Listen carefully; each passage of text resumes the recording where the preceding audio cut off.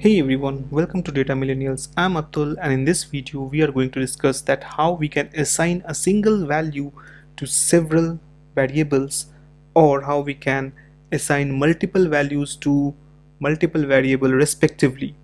So as in our previous videos we have learned how we can assign a single value to a single variable, and we are going to see how we can assign a single value to several variables simultaneously.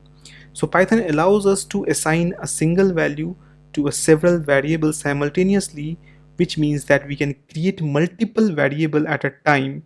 So let's take an example.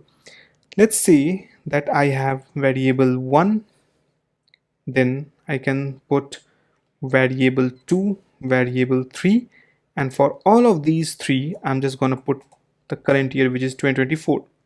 Now if I print this variable 1, variable 2 and variable 3, you will see that we will have this 2024 value. Okay, sorry, so that's an error. Instead of comma I need to put equal to, my mistake. Okay, so we have variable 1, variable 2 and variable 3, and we are assigning the value 2024 to these three variables. So let's run it again, and we have this 2024. This is the 2024 value for variable 1, this is the value for variable 2, and this is the value for variable 3. Here an integer object is created with the value 2024, and all the three variables are assigned to the same memory location. We can also assign multiple objects to multiple variables at the same time.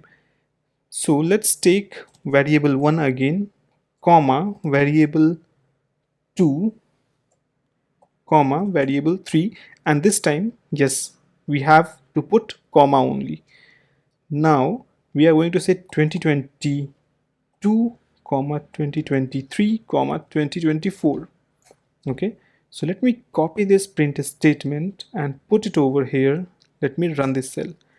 Now we have 2022, 2023, 2024 corresponding to variable 1, variable 2 and variable 3. Here what we have done is that we have three integer object with values 2022, 2023 and 2024, and we are assigning it to the variable 1, 2, 3 respectively, and the values are getting printed. What if assume that instead of this 2024 I have to insert a string value over here, or a string object? What will happen? So it will store this India into variable 3 and it will print for us. So let's run this cell again. You can see that we have 2022, 2023 and India. Now here we have two integer object, these two, which are assigned to variable 1, variable 2, and this India is a string object with the value assigned to the variable 3.